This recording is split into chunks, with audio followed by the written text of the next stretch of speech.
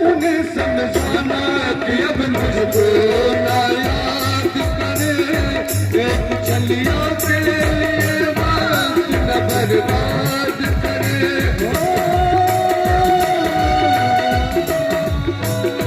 उन्हें समझाना कि अब मुझको ना याद करे, एक चलिया के लिए वक्त न बर्बाद करे, एक चलिया के लिए वक्त न बर्बाद करे। फिर वो क्या कहते मैं उनके, फिर वो क्या कहते मैं उनके, बात हमसे तुम रहना कहना काटा भेजा है,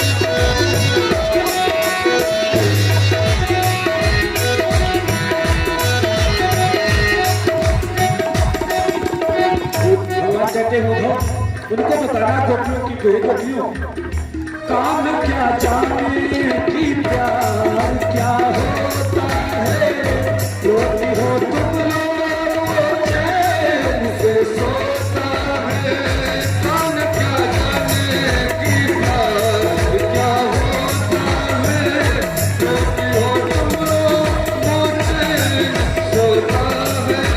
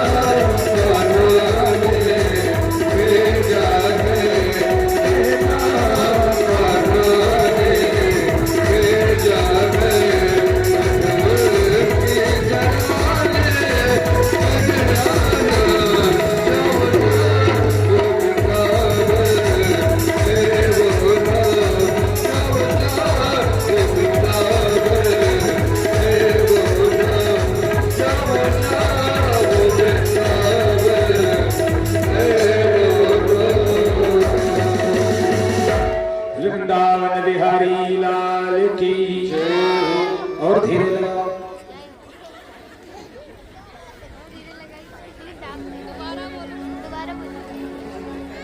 बोले कृष्ण कन्हैया लाल की।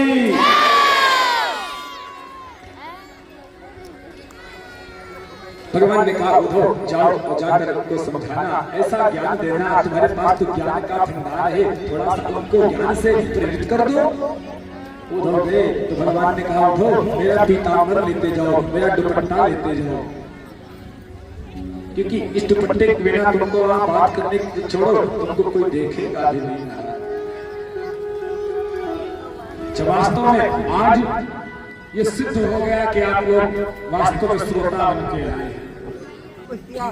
आज ये सिद्ध हो गया कि आप लोग श्रोता हैं। श्रोता में भी दो तीन प्रकार के भेद होते हैं। एक श्रोता होते हैं जैसे आप लोग हैं, भगवान अपना काम कर रहे हैं, हम लोग अपना काम कर रहे हैं। प्रेम से बोलो जय श्री कृष्ण। भगवान प्रभु चलाए रहे हवा, हम सुनते रहेंगे, सुनाते रहेंगे। कपड़े तो पहन के आएंगे सब लोग। ये पहली कैटेगरी है श्रोताओं की, जैसे आप लोग बैठते हैं, हाँ भगवान तो थक जाते लोग, लेकिन नहीं, कथा पूरी होगी तभी जाएंगे। और एक होते हैं सोता, सोता समझते हैं, जहां भी आए कथा में सबसे पहले खंभा ढूंढेंगे, मिल जाए लगा के बस पहुंच गए। आंख कब खुलेगी? पंडित जी बोलेंगे वृंदावन बिहारी लाल की जय, सबसे पहले बोलेंगे। बगल वाला जान ले आंख बंद करके बहुत ध्यान से श्रवण कर रहे हैं। ये भी ठीक होते हैं, डिस्टर्ब नहीं करते हैं, लेकिन एक सबसे खतरनाक कैटेगरी वो महाराज अगर आ गए तब तो फिर जय जय। होते सरौता, सरौता समझते हैं? अब तो लोग नहीं जाना चाहते, चूंकि पैकेट में बंद आने लगे सब, नहीं तो पहले लोग सरौता और सुपारी लेके चलते थे। एक बार बना के काट के खाएंगे, दूसरा फिर बनना पड़ा, कट कट कट। वो सरौता होते हैं महाराज, उनका काम होता है, वो आएंगे कथा में बैठेंगे, बगल वाले से पूछेंगे भैया आपको भी चाहिए? नहीं नहीं हम तो नहीं लेंगे, हम तो कथा सुन। अच्छा ठीक है, कथा सुनो।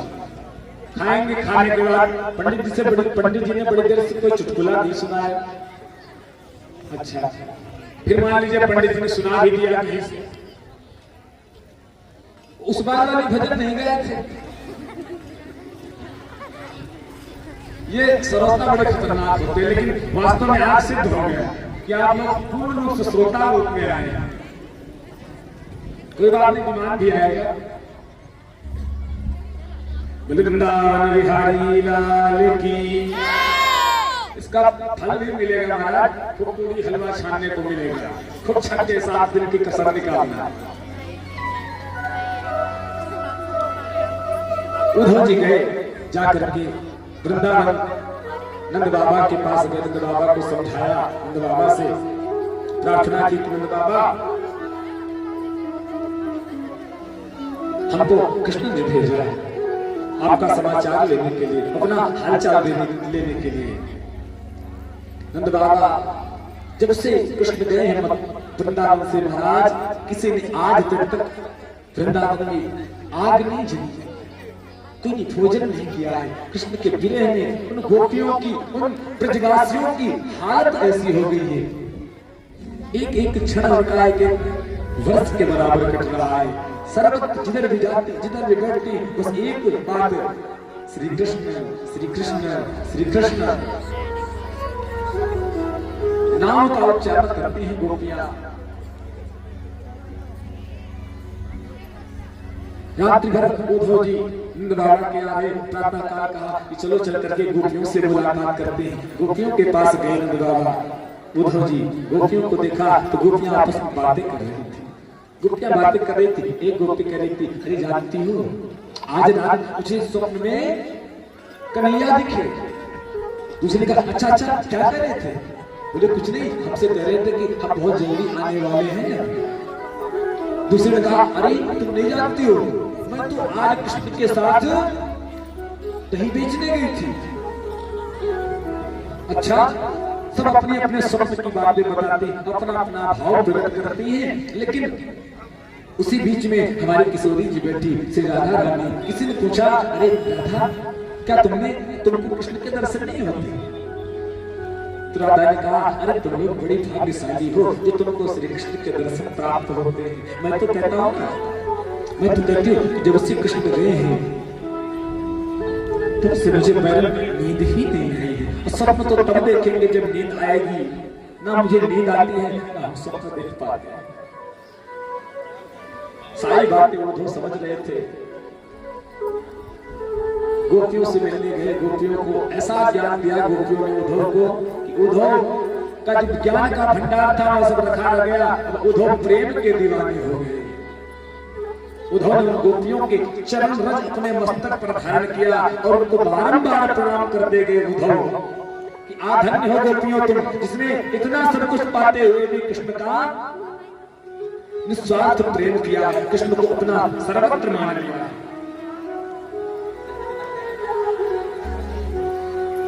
इधर भगवान मथुरा में नित्य निवास करने लगे। जब से कंस का वध हुआ तब से कंस के ससुर जी थे जरासंध। जरासंध की दो बेटियां थी अस्थि प्राप्ति। दोनों का वैधव्य जीवन देखकर जरासंध को बहुत बुरा लगा, अपने घर लेके चला गया और उसने मथुरा पर आक्रमण कर दिया। आक्रमण करता गया, भगवान उसका वध करते गए। समस्त सेना का भगवान वध कर देते और जरासंध को छोड़ देते। फिर जाता, फिर और इकट्ठा करता और इकट्ठा करके लाता, फिर मार देते भगवान, जरासंध को छोड़ देते। एक दो बार नहीं मारा, 17 बार युद्ध किया जरासंध ने भगवान से। 17वां बार भगवान ने जरासंध को परास्त करके जीवित छोड़ दिया। अब की बार विशेष बात है, अब की बार जरासंध ने ब्राह्मणों को बुलाया, ब्राह्मणों को बुलाकर यज्ञ कराया और यज्ञ करा के कहा, सुनो, अब की बार अगर मैं नहीं जीता, जीत के आया तो ब्राह्मणों तुम सभी यहीं बैठो, यज्ञ करो हमारे लिए, भगवान से प्रार्थना करो कि हम जीत के आए। अगर हम जीत के नहीं आए तो इसी यज्ञ कुंड में तुम ब्राह्मणों का बलिदान करवा देंगे। भैया ब्राह्मण सभी डर गए। ब्राह्मण भगवान से प्रार्थना करे, हे प्रभु, हे जगन्नाथ नारायण प्रभु, अब की बार आप हार जाना, आप नहीं हारोगे तो जीवन से हरा देगा। बारंबार प्रणाम करने लगे भगवान को। भगवान समझ गए और भगवान तो ब्राह्मणों के बात की रक्षा करते हैं। भगवान कहते हैं, ब्राह्मण हमारा मुख है। ब्राह्मणोश्च मुखमासीत् बाहो राजन्यः ततः ऊरोतरस्य जडवैस्यः पद्भ्यां सूतो अजायत। ब्राह्मण जो हमारा मुख है ना, भगवान का मुख ब्राह्मण होता है, भगवान की भुजाएं क्षत्रिय होती हैं, भगवान का पेट वैश्य होता है और भगवान के पैर शूद्र होते हैं। समस्त भगवान के ही अंगों में सब कुछ व्याप्त है। हमारे ही अंगों में महाराज सृष्टि का समस्त देवी देवता विराजमान रहते हैं। हमारी आंखें जो होती है ना, ये सूर्य क्या प्रतिनिधि करती है, हमारा मन चंद्रमा का प्रतिनिधि करता है। इस तन में चंद्रमा, इस तन में चंद्रमा और सूर्य है दोनों नयन। इस तन में चंद्रमा और सूर्य है दोनों नयन, और सूर्य है दोनों नयन। इस तन में चंद्रमा और सूर्य है दोनों नयन।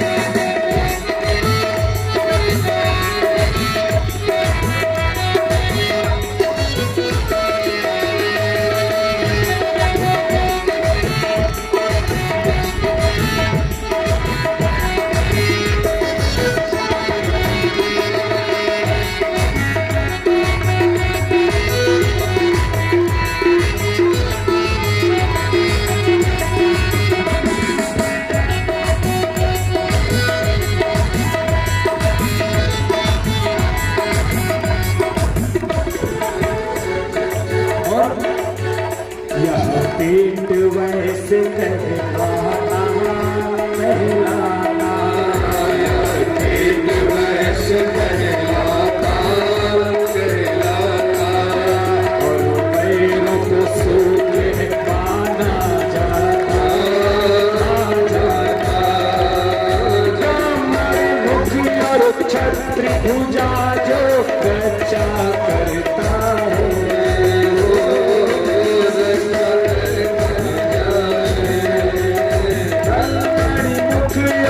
छत्री भुजा जो रक्षा करता है, ज्ञानी वही जो मन से सोच कर कार्य को करता है। इस मन में चंद्रमा और सूर्य है दोनों में, इस मन में चंद्रमा और सूर्य है दोनों में, सूर्य है दोनों में, सूर्य है आया तो भगवान आगे आगे भगते गए, एक गुफा में घुस गए। एक काल यवन ने दौड़ाया, भगवान गुफा में घुस गए। गुफा में मुचकुंद जी बहुत लेटे हुए थे। मुचकुंद जी जो राम जी के अवतार में थे, तो इन्होंने भगवान से प्रार्थना की थी कि हम खूब सोवे।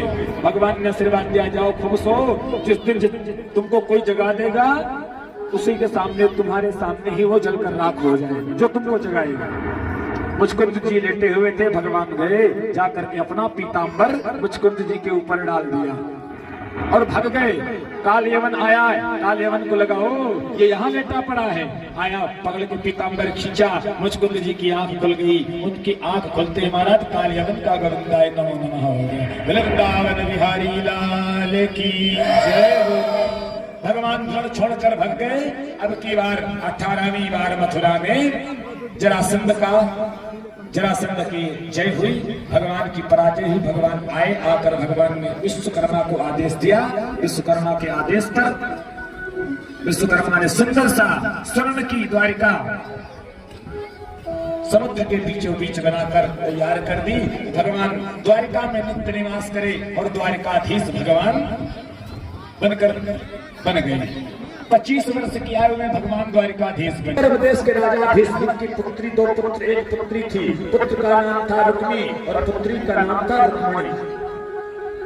भीष्म महाराज जब भगवान के गुणानुवादों को श्रवण करते थे तो उनके तरफ आकर्षित थे। अपनी पुत्री रुक्मणी का विवाह श्री कृष्ण के साथ कर दे, परंतु रुक्मणी का भाई रुक्मी नहीं चाहता था। रुक्मी चाहता था कि भगवान का रुक्मणी का विवाह, मेरी बहन का विवाह शिशुपाल के साथ हो। रुक्मणी जी को भगवान प्रिय थे, भगवान से सता प्रेम था। भगवान के ऐश्वर्य को जानकर रुक्मणी जी का सता प्रेम था। रुक्मणी जी ने पत्र लिखा, पत्र लिखकर भगवान को अर्पित किया, प्रभु हम तन मन धन से आपको स्वीकार कर चुके हैं और मेरे भाई मेरा विवाह कहीं अन्यत्र कर रहे हैं। परसों मेरा विवाह है, अगर आप चाहें तो आप आए, मंदिर पे मैं आपका इंतजार करूंगी, दर्शन के लिए जाऊंगी। उसी समय आप आकर हमारा गंधर्व गीत से हरण करके ले चले और मुझे अपनी अर्धांगिनी बनाएं। ब्राह्मण पत्र लेकर भगवान के पास गया। भगवान ने पत्र पढ़ा, पत्र पढ़ के ब्राह्मण के साथ ही भगवान चल पड़े। इधर शिशुपाल की बारात आ गई थी रुक्मणी जी के लिए। बराती आ गए, दरबार द्वार पर बराती बैठे, खूब बढ़िया डिब्बा में मिठाई छेना रसगुल्ला छान रहे थे। प्रातः काल रुक्मणी जी की मैया ने भेजा कि जाओ, जा करके देवी पूजन कर आओ। देवी पूजन के लिए रुक्मणी जी को भेजा। रुक्मणी जी देवी पूजन करने गई। देवी पूजन करने के बाद भगवान का देख रही तो कुछ सहेलियां रुक्मणी जी के साथ गई। कुछ सहेलियां रुक्मणी जी के साथ गई। शिशुपाल के कुछ सैनिक बराती भी रुक्मणी जी के साथ गए। उधर रुक्मणी जी पूजन करके निकली और निकल के भगवान आए। भगवान सामने दिखे। रुक्मणी जी ने भगवान को देखकर प्रणाम किया और रथ की ओर बढ़ी। सामने रथ पर भगवान नारायण खड़े थे। रुक्मणी जी आगे बढ़ी, भगवान ने हाथ दिया, रुक्मणी जी को रथ पर सवार कराया। रथ पर सवार करके भगवान आगे बढ़ने लगे। जो सुचिता के साथ में सैनिक आए थे रुक्मिणी जी की सुरक्षा में, आपस में बात करते हैं। जब भगवान को देखते हैं तो कहते देखो भाई है तो बड़ा सुंदर ये कहता है अरे ये सुंदर क्या, इसका रथ तो देखो। तीसरे कहा रथ क्या देख रहे हो, रथ में लगे घोड़ों को देखो, घोड़ों की लगाम को देखो। रुक्मिणी जी को बैठा लिया रथ में, रुक्मिणी जी को बैठा लिया रथ में भगवान ने।